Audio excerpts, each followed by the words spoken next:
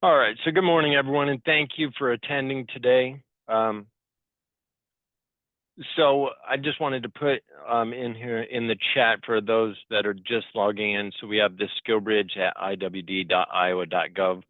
So that's going to be really our hub, the email address for any of your questions that you have, both as a veteran and employers as we kind of get going. So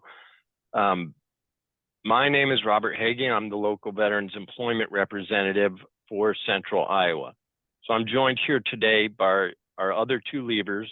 So we have Rick Honeycutt, who covers the western side of the state. He's going to be monitoring the chat. And then we also have Tracy Timmerman, who covers the eastern side of the state. She's also going to be kind of going through the questions with our panelists. As leaders, our main focus is on educating employers in Iowa on the value that veterans bring to your organization. So it's estimated from the United States Department of Defense that roughly 200,000 members of the U.S. Armed Forces leave active military service every year. And that's a big number. In Iowa, we kind of really have to find unique ways to attract kind of some of those veterans that are leaving the military, which brings us to really our topic for today. For those of you who don't know, Iowa Workforce Development has recently been approved as a third-party provider for the Department of Defense SkillBridge program. So this partnership is really going to make it easier for you to start a program in Iowa. So what SkillBridge is, it really provides an opportunity for transitioning service members to gain valuable civilian work experience through specific industry training, apprenticeships, and internships during a service member's last 180 days of service. In addition, SkillBridge provides an opportunity for employers like yourself to gain early access to a highly trained and motivated workforce at no cost. This partnership will allow us really to work directly with you as employers and help you develop your training program and upload it and submit it to SkillBridge and really work with you directly to help, spread awareness outside of the state. SkillBridge is designed to set service members up for post-service success. That's really the main, I think for a lot of veterans, they're getting out and they knew exactly what they wanted to do when they joined, but then as they're leaving, this program really helps not only employers, but veterans kind of transition into kind of that after service career. By becoming a SkillBridge industry partner, you can recruit transitioning service members. In addition, employers can expect that the Department of Defense will pay a service member's salary and benefits for up to 6 months while the service members receives on-the-job training in your business. So now they say up to 6 months. In reality, it's probably going to be, anyone that's been in the military, it's probably not going to be that full 6 months. But it really is up to the command and kind of your training program that we're going to help you kind of develop and submit that. So in addition, employers will be able to train and evaluate potential employees at no cost and with no obligation. Obviously, part of the thing with SkillBridge is, a high likelihood of employment at the end of the program. But yeah, as an employer, you're really going to be able to train and evaluate those service members, especially after they leave the service. I don't know about the other leaders, but I love being able to talk about SkillBridge. It's, there's a lot of different resources that we provide employers, and this is a great program to be able to share this out. A lot of veterans, I don't think they necessarily consider Iowa. They think of, you know, what's going to pay the most when they get out, or, you know, maybe greener pastures and maybe warmer environment. But really, I think this program is going to help you as an employer really reach out to some of those veterans that maybe never considered Iowa. And once they get here, I think, you know, they're not going to want to leave. In addition, this is really going to help develop a veteran culture within your community and in your organization. I know I speak on behalf of, you know, kind of our entire veteran team when I say that I'm excited to be able to work with you as employers to help you develop your own SkillBridge program here in Iowa. So that brings us kind of into today. The purpose of today, we're going to hear from some panelists. We're going to hear from some current and past SkillBridge providers, as well as a current and past SkillBridge intern, and provide an opportunity for you as employers to ask questions and what we can do to help you as you develop your SkillBridge program. So we definitely want this to be an opportunity for you to ask questions. And I think the more engaging, the more questions you ask, the better. So definitely feel free to, you know, raise your hand, put it, you know, questions in the chat box, and Rick will monitor that. So with that being said, I'd first like to start off by introducing our panelists. So if you don't mind, when I call your name, please introduce yourself and provide a brief introduction on your involvement with the SkillBridge program. So I'm going to start with Tyler Reyes, who is the Military and Recruitment Program Manager for Equipment Share. So Tyler, if you don't mind, just tell us a little bit about your program and your involvement. All right, can you hear me? Yeah. Okay, all right, perfect. Good morning, everyone. My name is Tyler Reyes. I work for a company called Equipment Share. I'm originally from Iowa, but I currently reside in Missouri.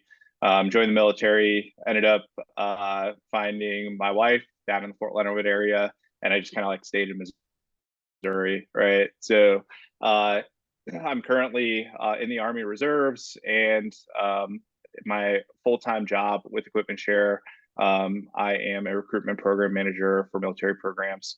Equipment Share is a very, very quickly growing company. We have like doubled in size in the last 2 years or so.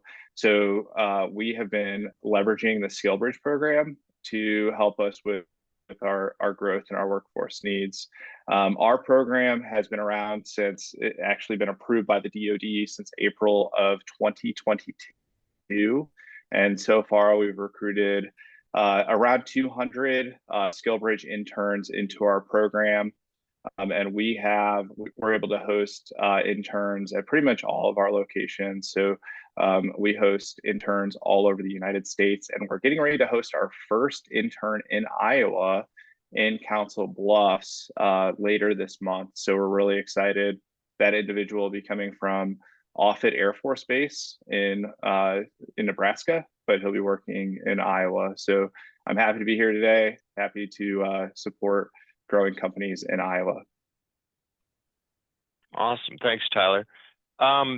Next, I wanted to introduce Brad DeBoer, who is, hopefully I got that right, who is the Human Resources Director with Vanderhoogs.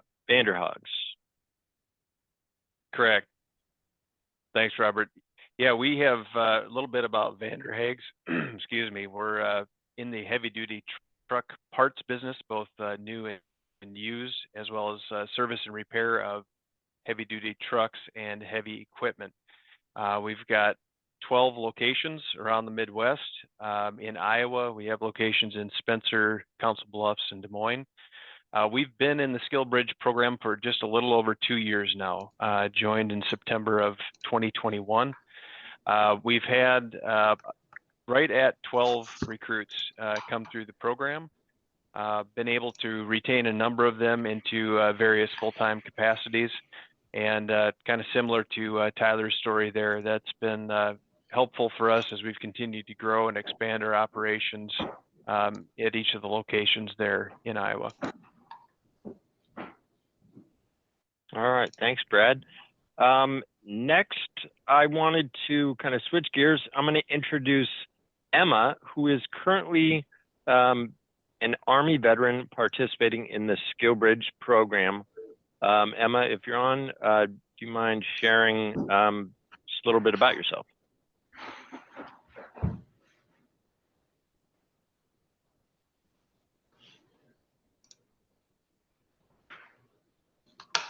And maybe she's not on. If not, we'll come back to her. Next, I'll bring up BJ Keating, who is currently a first ship team leader and prior SkillBridge participant. BJ, do you want to introduce yourself? Yes. Good morning, BJ Keating with John Deere. Work at Davenport Works in the Quad Cities. I did John Deere. Started their SkillBridge program in 2020. I was the second participant in the SkillBridge for John Deere, and I conducted my SkillBridge from March of 2020 to May of 2020, where I worked at Harvester Works over on the Illinois side at the Combine Factory. And there I participated during my SkillBridge as a team leader for about 7 weeks. Then moved around the factory in different roles. And then the last month I was there was on third shift, where I was the sole team leader for third shift maintenance across the entire factory. So had a great SkillBridge opportunity arise here at John Deere, and took full advantage of it. Thanks, BJ. That's great to hear. Next, I would like to Jen Estes, if you're on with IAAR Apprenticeships, do you want to introduce yourself?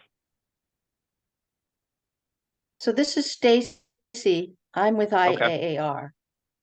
Perfect. Do you want to introduce yourself, a little bit about your program, and how you're involved with SkillBridge? Right. So IAAR is an acronym for an industry association of businesses that provide third-party audits to all different industries. And there's very little understanding about the quote auditing industry, because it sounds like someone goes in and does a financial audit, and that's not necessarily us. We do all kinds of quality audits or aerospace audits, manufacturing audits. And one of the things that we have seen with our members in the industry association, the companies, is that they're having a very hard time finding skilled people. So we developed a registered apprenticeship with the U.S. Department of Labor, and then got connected with SkillBridge, because we knew that the transitioning service members would have a lot of the skills already. And since we're a competency-based apprenticeship, you can come in with all of your skills if you're a transitioning service member, and it's a 2-year program, but so far of the 2 apprentices we have, one completed in like 3 months, because he was so skilled, and he just had to test that in terms of on-the-job training with competencies. So we're really happy to be offering that to all of the members of our industry association, and are starting to reach out to other certification industry associations to try and build a pool of what we call certification experts. All right. Thank you so much, Stacy. And then, sorry, I got this confused. So Jen is with Fruit of the Loom Incorporated. So Jen, if you're on, do you want to share a little bit about your involvement with SkillBridge?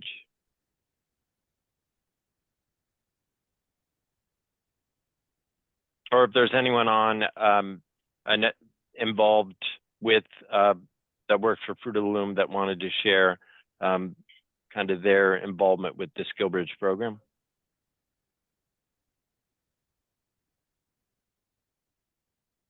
All right, moving on. So next, I kind of wanted to, before we get into the panel discussion, I would like to briefly turn it over to our Director of Veteran Workforce Services in Iowa, Jamie Norton, who's going to kind of go over some housekeeping rules for the panel discussion before we turn it over to Tracy, who's going to really dive into the questions and hopefully spark some conversation. Thanks, Robert, and thanks everybody for joining today. Yeah, Robert covered a little bit of this up front, but just to kind of keep things moving as smoothly as possible, if you just if everybody could keep their microphones muted.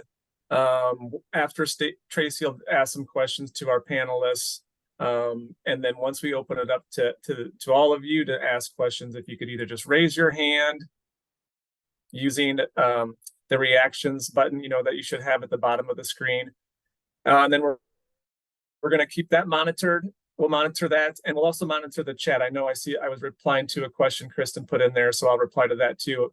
But what we'll also do is we'll be keeping track of the questions and that are asked verbally and in the chat, and plan to have like a Q&A document sent out after the lunch and learn's over as well, probably the week after Thanksgiving, to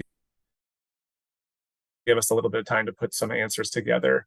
But once you're called upon, if you do raise your hand, then just go ahead, if you could direct your question to one of the specific panelists, and that's kind of how we'll kind of keep things moving along. But thank you again, and I'll turn it over to Tracy so she can kind of kick us off with some questions. Great, thank you, Jamie. We'll go ahead and start with our first question, and we'll start with Tyler, and then we'll move to Brad, and then Stacy. So the first question, and I can repeat it as we go, are interviews conducted with potential interns before they're approved to start the internship? Yeah, so that's a really good question. And I do get a lot of questions on this from the service members as well. So a lot of folks, both internally and externally, mostly internally, are afraid of messing something up with the rigid DoD standards. Once you're approved by the DoD SkillBridge entity, and you start getting candidates who are interested in the SkillBridge program, the interviews, it's really however the company wants to conduct the interviews. As long as the service member is following whatever protocols that their chain of command or their installation or their SkillBridge office have put into place, we're fine with meeting them wherever they're at in the process. The Navy, for example, there's an installation in San Diego. I was talking to a candidate. The candidate said, I can't speak with companies until I'm 365 days within my retirement date or my terminal leave date. A lot of different installations have different regulations. Lately, I've been hearing from service members, I have to attend my TAPS class, and I can't talk to you until I attend my TAPS class. But I'm not actively sourcing candidates that way. They reach out to me. We get the interview set up after I receive their resume. And as long as they're following, I trust the service member. As long as they're following their protocols, I'm happy to speak with anybody about opportunities with Equipment Share. That's really all I have on that subject, pending any further questions.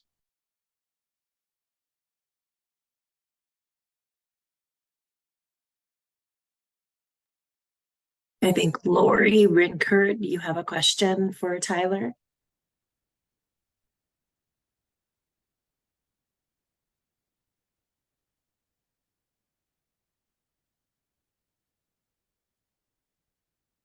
Lori, did you want to unmute yourself and ask your question to Tyler?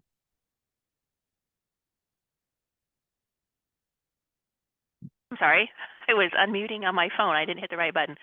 Okay, I apologize. I had to step away from the phone for a few moments to grab another call. But one of the questions that looks like someone asked about setting up an account.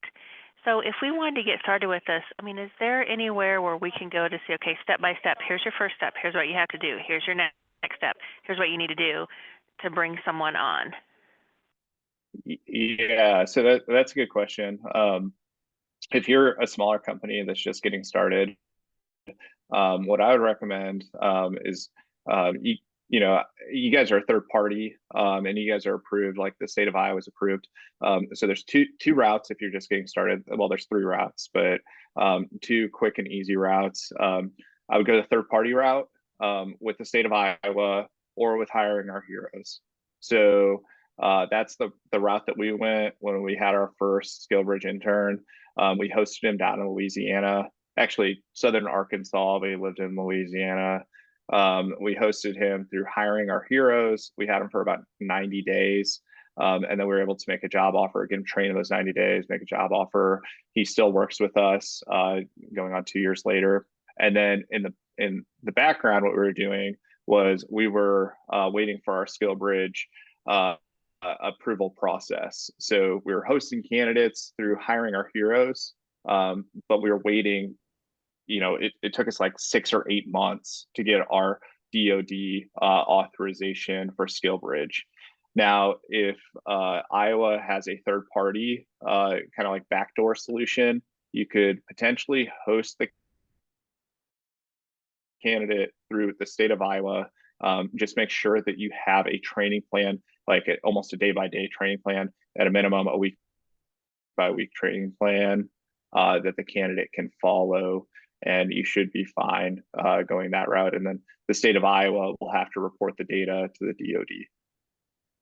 Yeah, thanks, Tyler. I'll jump in quick, Lori. We're going to talk more about kind of the next steps when we get to the end and wrap up some of the Q&A. So you are definitely already tracked. Yeah, we'll get to that, after the panelists and the questions are done, kind of the next steps and how we can help you get started as a program. Okay, that sounds great. Thank you. Yeah, thank you. All right, go ahead, Tracy. Thank you. Okay, thank you. And Brad, I have a question for you. Apart from the DoD website, how do you advertise or market your opportunities to attract potential service members? Sure, good question. I'll be completely honest with you that our marketing for this particular program is pretty minimal. We've had a really good response just through the DoD website. I think I mentioned earlier that we've had about a dozen folks come through this program with us.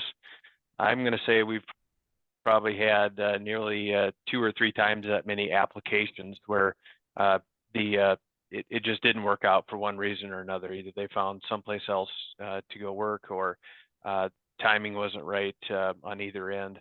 But we've had a really good response just with the DoD website, and have largely just marketed it through that website alone.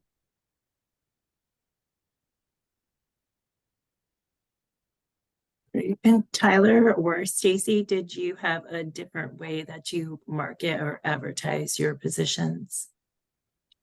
So as an industry association, what we did is initially we put together the registered apprenticeship, the Department of Labor registered apprenticeship, because we wanted to have for each of our company members a standard training protocol.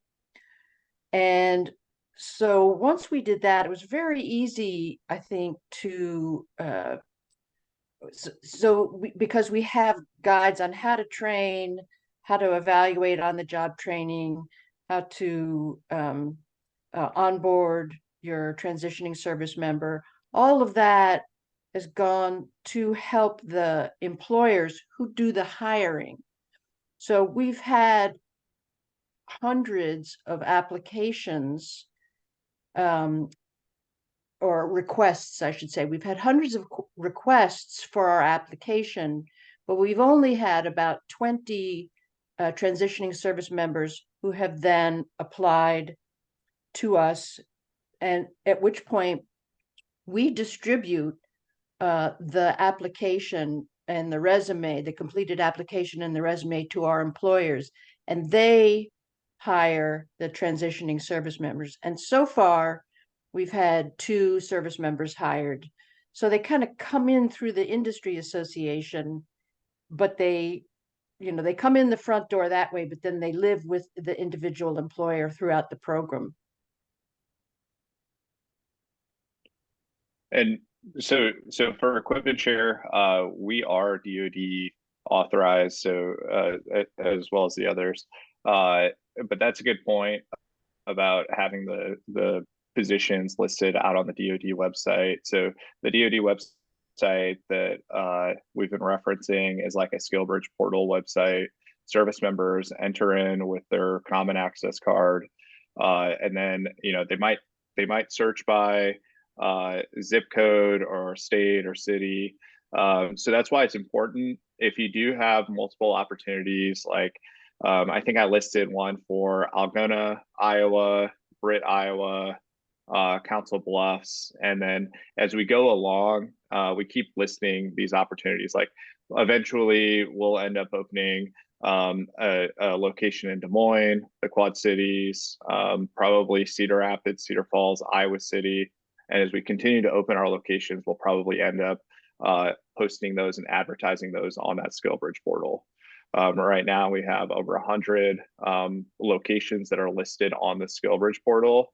But occasionally, we'll have a candidate who reaches out to us and says, "Hey, I want to go to Columbus, Ohio," and in reality, their home of record is closer to like Dayton or something like that. And we have a location in Dayton, Ohio. So we'll just refer them to the Dayton location.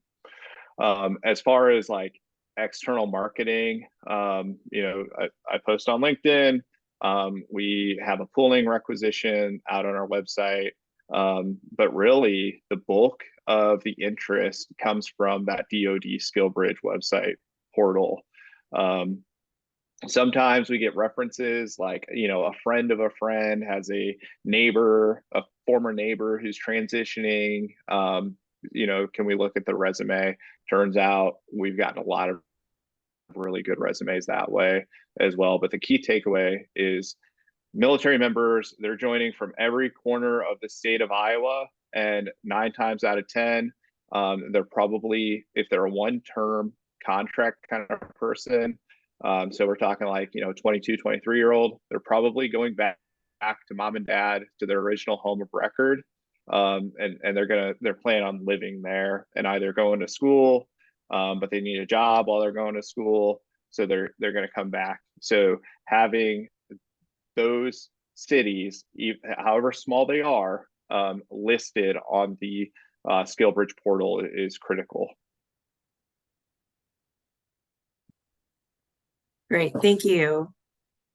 And we'll switch gears and go over to BJ, who's a SkillBridge intern, or was a SkillBridge intern.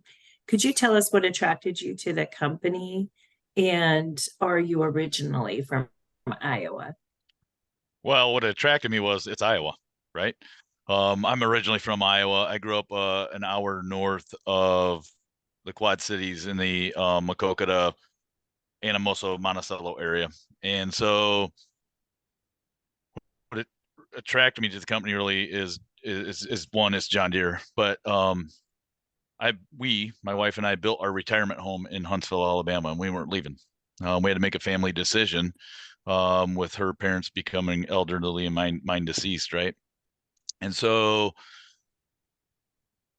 what really brought us here was a third party had advertised a position with John Deere, and I wasn't even thinking about doing a SkillBridge, right? And they talked about the SkillBridge. I did a little bit of work, and I was the first person on Redstone Arsenal to do a SkillBridge. So there were some struggles on the post I was on how to even get it approved at the time, right? And so I worked through the process. John Deere made it very simple for me to do the SkillBridge internship. Literally, it was we don't call them interviews, we call them discussions with a MERG member, so Military Enterprise Resource Group member, so one of our veterans, and they've made it a very simple process, which really attracted me. Was like, hey, this is a really simple process once I can get it through my command, right? And that was the biggest struggle too, was being such a new program. I worked for a 2-star general at the time. the opportunity for me to leave my position was I thought going to be pretty slim. But they were getting ready to retire too. So it all depends on your command, right? How open they are to it, to allow you to start doing that initial discussion with companies, right? And that's where I was fortunate. My command was open to it. John Deere was very open to it, and it was bringing me back home. Great, thank you. And can you share what your biggest takeaways are from your SkillBridge experience? Yeah, John Deere opened every door, right? So when I was at Harvester Works, and what I mean by that is, if I was walking by something, I was having a discussion with somebody, they opened every door for me to see every angle of the business, right? But what it really helped me do is decide if I wanted to stay in the government sector, right, as a contractor for the government, or take some type of civilian position with the government. The biggest takeaway was it helped me identify I no longer wanted to change the to the for a general officer. Okay. And so that was probably my biggest takeaway was, what do I really want to do and what am I passionate about? And I had worked in the civilian sector before in manufacturing. And so I had the opportunity to come back to manufacturing and see if that's really what I wanted to do. And that was the biggest takeaway, was like I was 2 weeks into it and the light bulb popped and I was like, this is what I want to do. And so that my biggest takeaway was the doors being opened, right, and finding what I'm passionate about, and this was what I was passionate about. Thanks, BJ. I appreciate that. Stacy, could you tell us what your best practices are and what additional feedback or tips do you have for interested employers on your experience with becoming a SkillBridge industry partner? Yeah, I think the thing for us is that, well, a couple different things. One, you don't often find an industry association, which is essentially, a big group of employers who are from the same industry and do the same thing, and they get an opportunity through their industry association to, talk about the things that are important to them, and always, it's always in the top three is how to find skilled people. So as an industry association, we were like, we really need to help not just our members, but we need to help the industry find people, because in the auditing industry, especially in manufacturing, but in many of the industries, the people who were auditors on site for processes or finances or quality were longtime employees. And they decided when they turned about 50 that they were going to, go into auditing, process auditing or quality auditing.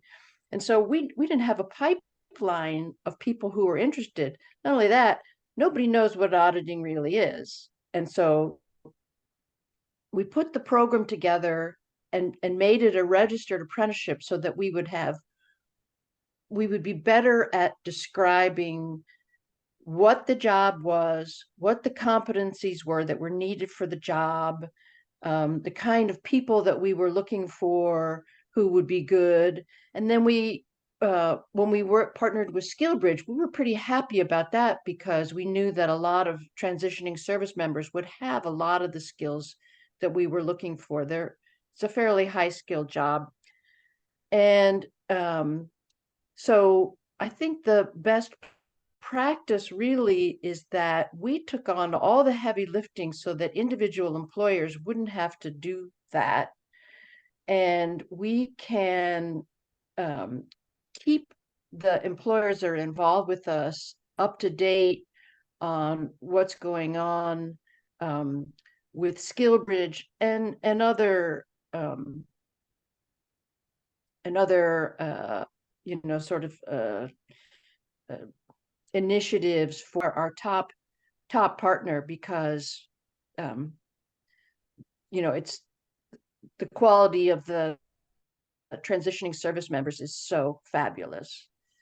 So I think the best practice really is to have something to start with, you know, to have your program in mind that details all of the things you're going to need in that person, and then go out and hunt for it.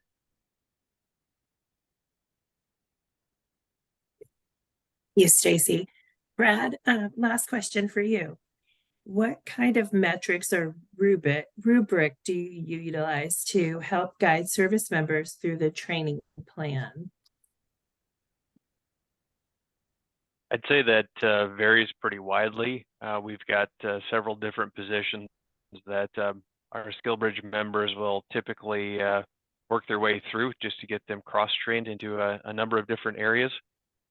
So we don't always have what I'll call clean metrics on in every single position.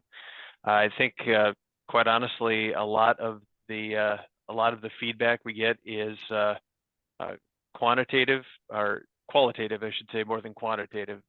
Just encouraging the SkillBridge member to be in contact with their department leader, general manager. We set up a lot of touch points along the way to make sure we're getting feedback on how comfortable they are, and so on. So in those positions, obviously, where we do have some metrics available to us, we'll take a look at those. But quite honestly, we're probably more interested in their, how they're coming along learning versus necessarily their output and productivity, at least initially. Thank you. Robert, I'll turn it back over to you.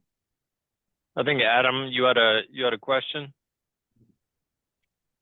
Yes. So I'm hoping the panel can provide some insight. So I'm with the University of Iowa. I'm a retired Army veteran, so I became familiar with SkillBridge. Home Base Iowa had an introduction to it a couple of years ago, and we were pretty excited about it. Submitted the MOU. We've submitted a training plan. Now, granted, those weren't back to back. This has been almost 2 years, and we still have not been approved, and we have no points of contact or reach out to anybody. What are we missing, or what do we need to do to get our application at least a response and know where we stand?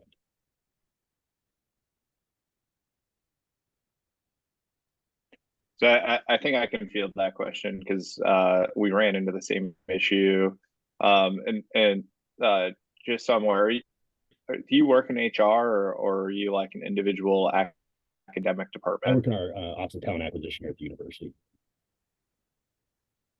Okay, so yeah, you guys would definitely be the right people to submit that application.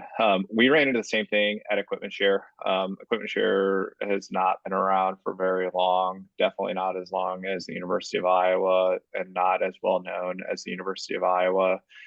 It seems like, the DoD, or at least the SkillBridge office, in the past, it doesn't matter about brand recognition.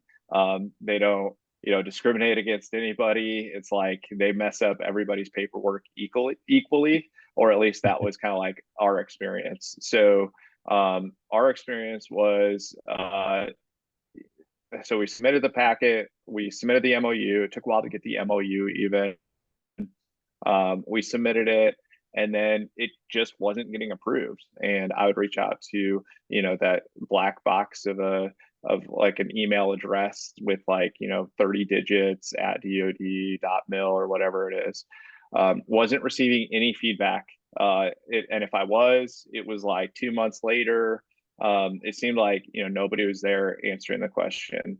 I know that the volume has increased significantly, but we do have other partners who we work with. So I had mentioned earlier on the call, I'm in the Army Reserves. So I actually have a point of contact through the public partnership, private public partnership, through the Office of the Chief of the Army Reserve. So I asked her, I said, hey, we want to partner with you guys, but we're having a hard time getting our paperwork approved. Do you know of anyone at all for a point of contact? And she actually gave me the point of contact for the individual who works at the Pentagon. Now, again, it is at the whim of email. They don't have like phones that they use at the Pentagon, or at least this individual did not. That particular individual moved on, still works at the Pentagon, but he moved on somewhere else in the DoD. To my knowledge, the contract changed. That portal that I had mentioned completely changed as well. And it looks a little bit different. I'm not going to say it looks completely different. But what I can do is I can share with you my email address, and I can put you in contact with my Army Reserve POC, and we can see if we can get some traction going.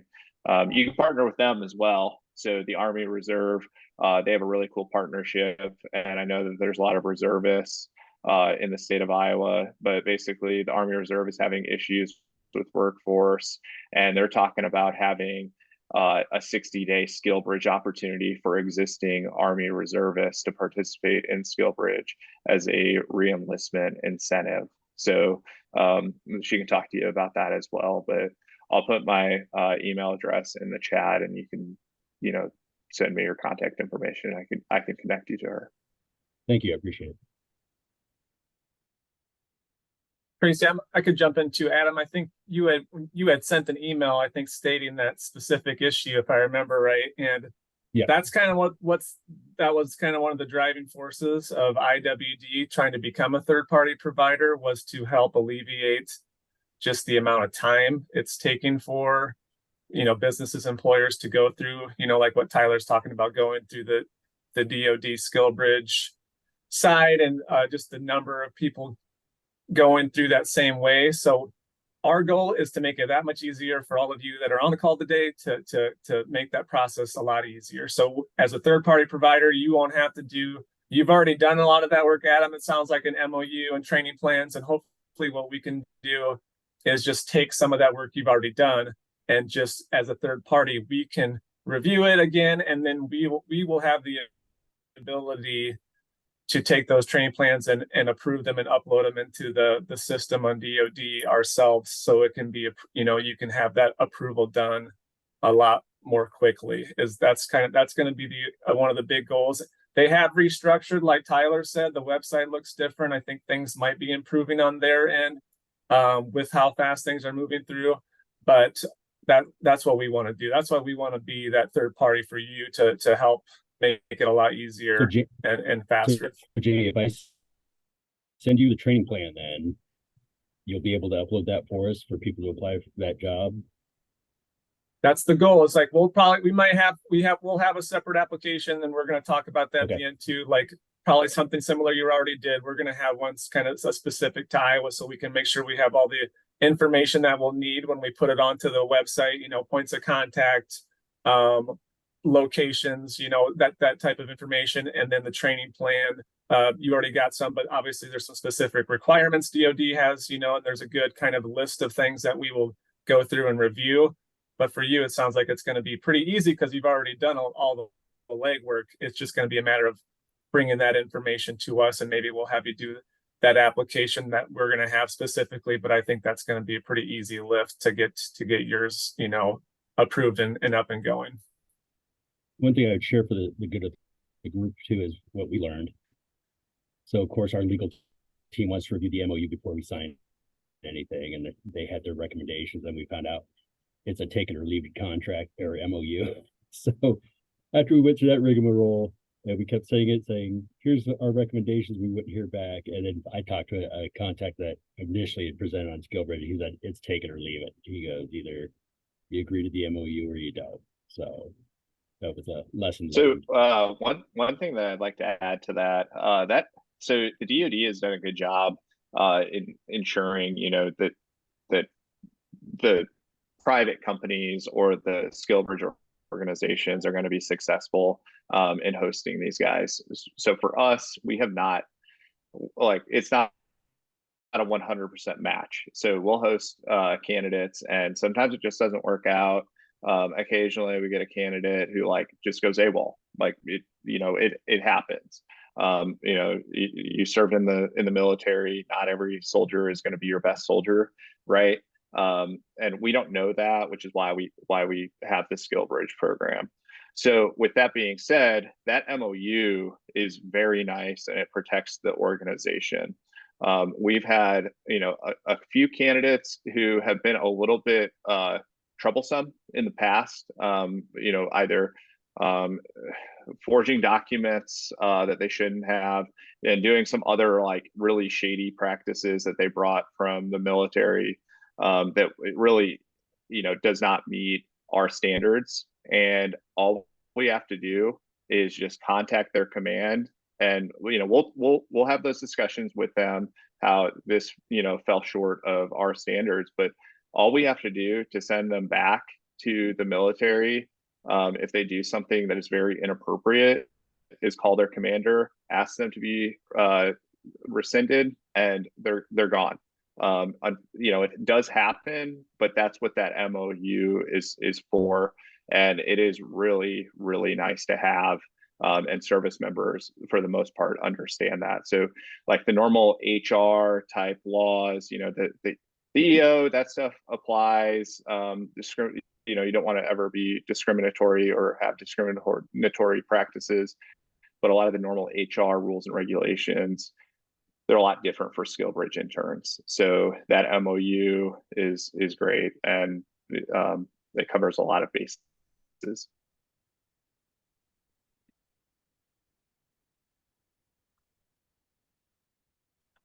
All right. Well, thanks, Tyler. So I know we've heard a lot from the panelists, from some of the previous SkillBridge interns, but what are our thoughts from maybe from some of the employers that are on, and what questions or concerns that we can help alleviate? Because that's really the purpose of, I think, us becoming a third party provider, is to really ease that, to help you, not make it so overwhelming when you're, thinking about, wow, I really want to, reach out to the veteran community. How can I ease, I want to make this, like Adam said, working on a program for 2 years, trying to get it approved. I think that's our goal, is to really help you as employers and make this easier. So, what other questions do we have, or any thoughts that anyone has? It's definitely, now's the time before we get going, and then I'll kind of get into next steps. But yeah, any other questions that we have?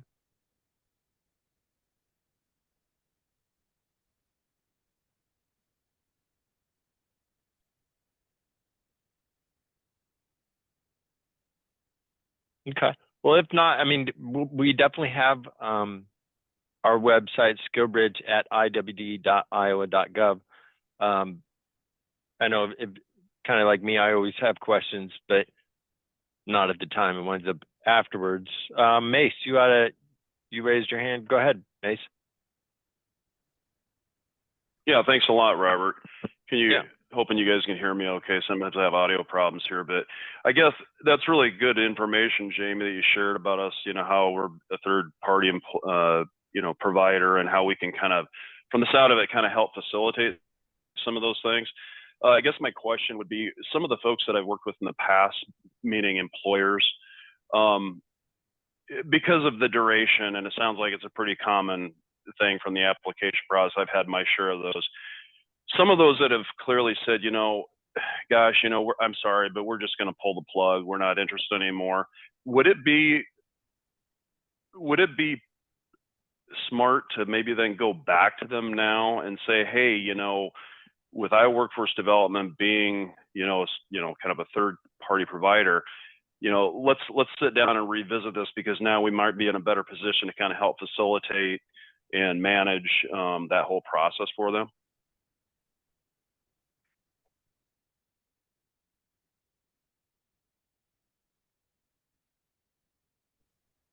Well, Mace, I mean, I definitely think that would be exactly what kind of our role would be.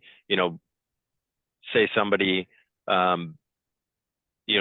were previous, kind of like what you're talking about, just having a little difficulty trying to get, the program started. And I know, SkillBridge has gone through some transition over the last, 6-7 months, but I think, this is a perfect opportunity, I think, to re-engage with those businesses that were maybe on the fence or didn't know, hey, how do I go about, creating this next, I want to create a program, I just don't know how to go about it. And I think myself, Tracy, and Rick will definitely be able to, I think the more we do this, I think we'll get, I just see nothing but good coming out of this, being able to re-engage with those employers, creating more opportunities for those veterans that are getting, they're getting out of the service. They don't know, what, it's kind of like, when I got out of the military, I didn't know necessarily what I wanted to do. I think this will really help guide that. And I think it's going to allow, veterans from outside of the state really see Iowa as an opportunity. Whereas before they really didn't, give Iowa a thought. So I definitely think we'll be able to re-engage with those businesses. Yeah, Mace, I think I missed some of the question, but I know you'd reached out to me in the past on several businesses that hadn't heard back, right, from DoD, SkillBridge, on like what the status was with their application. Was that most of your question? Like if we could kind of re-engage with those businesses? Yeah, that was really the whole point. And I'm not saying that there was like, countless numbers, but it seems like there was, at least from like Adam, what he had to say, what Tyler shared, kind of collectively it's been a somewhat of a lengthy process, and I think that frustration really sets in. I know that I was working with Al Torfer Cat quite a bit, and this goes back, year and a half, 2 years, and finally they reached out because we were going back and forth. Hey, have you heard more, Mace? Have you heard any more? And I'm like, I'm sorry, I'm trying to get some information, trying to drive on this for you. And finally they were just like, we're just, we really like the sound of the program, but we're kind of tired of spinning our wheels. Iowa Interstate Railroad kind of experienced the same thing, but thankfully they are now a partner in the system. And so, so it just depends on, I guess, how long these folks are willing to, take on the kind of the lengthiness of the process. That's all. So yeah, I just wanted, it makes sense now for me, I think, to me anyway, that we re-engage. If we know of any, like myself, Al Torfer Cat, I want to go back to them and say, hey, I have some good news for you. I want to revisit this and see how we can really get you going, because they have a very good plan in place for, diesel mechanics and, things like that. So I just want to make sure that we can go back and say, hey, yeah, this was painful for, I know, but maybe we can help move it along a little faster. Yeah, absolutely, Mace. I would say definitely go back. Any other business team members we have on the call with us today, if you have similar businesses that you've tried to work with before, yeah, this is a perfect opportunity to go back to them and let them know that we've been approved, if they didn't see a press release and they weren't here today, that we want to help them and make it easier to kind of move forward. Absolutely. All right. Well, I know, again, if you have questions, we definitely want them asked at skillbridge@iwd.iowa.gov. And we'll be, I see us, we're all monitoring that, so we'll be able to kind of get back to you, as soon as possible. But I really think, really the next steps for employers, if you're interested in really creating this, is going to that, one, emailing us, letting us know that you're really interested, and then we're going to connect with you, really set up a one-on-one meeting to dive into further, really helping you develop that training plan, and also not only that, the application, but then also, yeah, getting it put right onto the SkillBridge website, so that way, employer or veterans are able to really access that and see your opportunities. And then really you could just start marketing it out. really on your own website saying that you're now a SkillBridge employer with opportunities. And then, yeah. So with that, I think this was a great discussion. Myself, Tracy, Rick, I know we're all excited about the opportunity to be able to partner with you as employers, really help you, like I said, develop your program and really increase the awareness from outside of the state. And we want to make Iowa the choice of state for veterans that are leaving the military. So again, I'd like to thank everyone for taking the time to be able to speak with us today. And I really just see this program growing. And yeah, if you have any questions, I'm going to be staying on a few minutes. And then there's also going to be this recording. But other than that, if anyone has any, yeah, go ahead. I just want to add before people start jumping off too. One of the things we talked about before, one of the questions was about marketing and promotion, and we didn't mention this, but in addition to the opportunities when you are approved going onto that DoD SkillBridge website, we plan to also put your opportunities onto our IWD website, so that way it might make it easier, or another way for people to find the opportunities. So I put that website into the chat box. It has some brief information about the program itself and how to contact us. But when we start approving them as a third party, then we will start adding those new partners onto our website as well, and hopefully expand that reach when those programs get added. Yeah, Tracy, you have your hand up as well. Yeah, sorry, I had missed a message. Brad wanted to let me know that Jake DeGroot is in the room with another SkillBridge intern. So Jake, if you wanted to take off mute and then just introduce the SkillBridge intern that you have with you, that would be wonderful. Good morning, or afternoon, I guess. I'm here with Dalton Bootsma. He's one of, I think, the third or fourth SkillBridge one that we've had in Spencer, Iowa, Vanderhaeg's location. And yeah, he's currently kind of training through some salvage shipping and then possibly even into like a part sales type role. So Dalton's here too.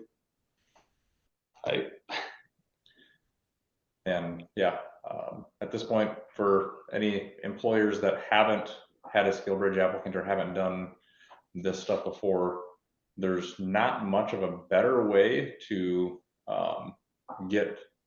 try to help get an employee into your doors and really be able to see what they can do before you actually hire them, since they're technically working with you for a month to 6 months before you have to make a choice on offering or not offering a position. So it's been really good for us. No, I don't think I have any downsides to it. Standing. Thanks, Dalton. I hope that you choose Iowa. Hope you stay. Oh, I'm not going anywhere. Oh, standing. Dalton, if you don't mind, could you just share a little bit about how you found, did you go on to the SkillBridge program, or how did you find it? Well, so I grew up down the road from Spencer Vanderhaeg's. I grew up in Sanborn, Iowa. I knew I wanted to move home when I was done. So obviously I bought a house and I was worried about where I was going to live. So I went on SkillBridge website, knowing I knew there was 2 companies by our area that did it, and just looked at what the possibilities were. Once I saw Spencer was still on there and was offering, I contacted Brad DeBoer and Jake DeGroot. And yeah, looked through and talked to them on the phone a few different times before we figured it out.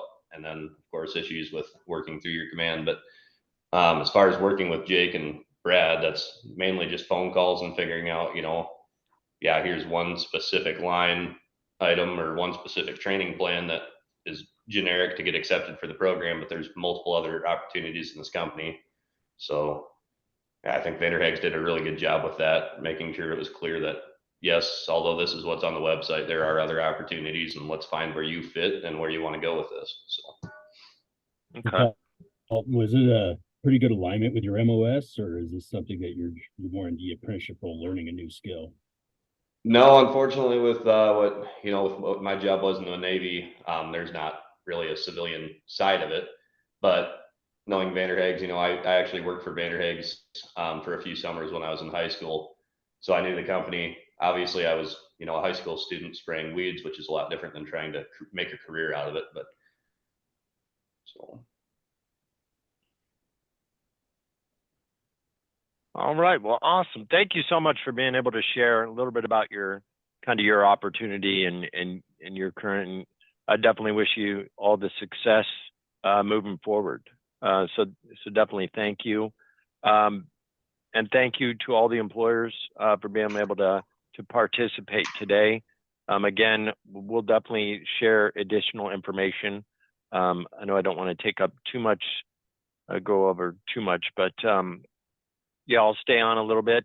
And if you have any questions, feel free to reach out to us. Thank you, and thank you to all the participants on the panel as well. Have a great rest of your day, everyone.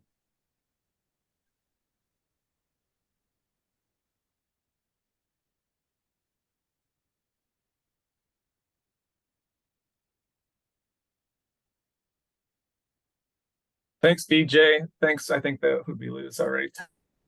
Tyler. Yeah. Thank you, BJ. Appreciate it. Thank you for having me. Yeah. We'll send you an email. Thank you too. Thank you. All right. We do Have a good day. appreciate it. Yeah, you too.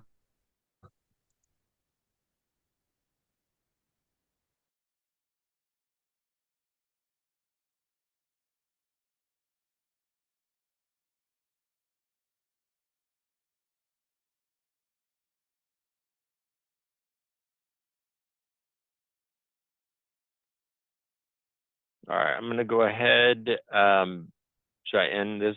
That way it'll save. Okay. All right. Thanks, everyone. All right. Thanks, Robert. Thanks, Tracy. Thanks, Rick.